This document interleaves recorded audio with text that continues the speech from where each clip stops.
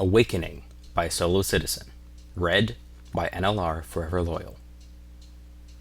Chapter 1. Attacked. Present Day. Lumina bobbed her head to her own rhythm as she drifted through the heavens over a plane of reflected starlight. With music beating in her ears, she lowered her whirling power brusher into the Lumadream's hull, and held it there until the stained plating sparkled.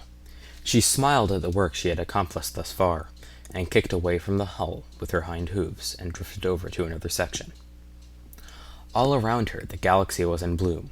At her right the neon gases of an unnamed nebula burned red, and though it was too far away for her to comprehend, its size ate up the sky. While to her left, lightning storms large enough to swallow her world whole flickered across the night side of a gas giant, and lit up its endless clouds in brief flashes. It all made Lumina feel very small. She pulled her eyes from the stars, pressed her power brusher against a patch of goo, and sang along to the song pouring in through her helmet. You're gonna be knowin' the loneliest kind of lonely. It may be rough goin', just do your thing, the hardest thing to do. If this is your way of expressing that you tire of work, you may return inside at any time. The ship's computer, Animus, maintained constant radio contact with her. More often than she cared to admit, she forgot to kill the comm channel. The distances of space will conceal our paint job from even the closest passers-by. Lumina blushed, but only just a little. He had seen her indulge in far more embarrassing activities when she thought she was alone. Luckily, there was no one out here for him to tell her secrets to. She cut power to the brusher and slung her forehooves over the steering bar. I know that, she replied.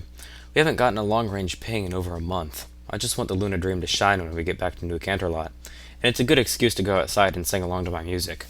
I have noticed this on several occasions. The inflection in his voice never changed, and after all their years together, she never quite got used to it.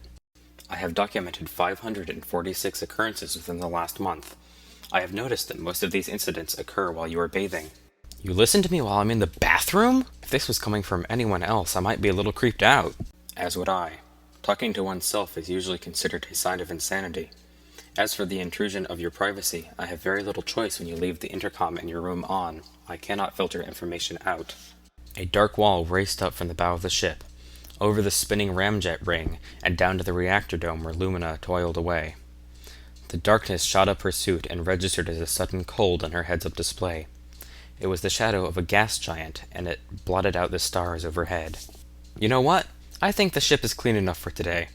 Lumina tapped a button on her forearm to kickstart the magnets on her hooves, and let them pull her down to the hull. Another tap to her console, and the scrubber collapsed down to a fluffy disc on her back. She trotted over the reactor dome to an airlock hatch. Permission to come aboard, Animus? Lumina asked. Always granted, my one and only friend. This is all I have recorded at the moment. This is just a test to see what people think and if I should continue reading this. If you think that I should, tell me in the comments, and it would be appreciated. Also, if Solocitizen wants me to take this off YouTube, I can do that.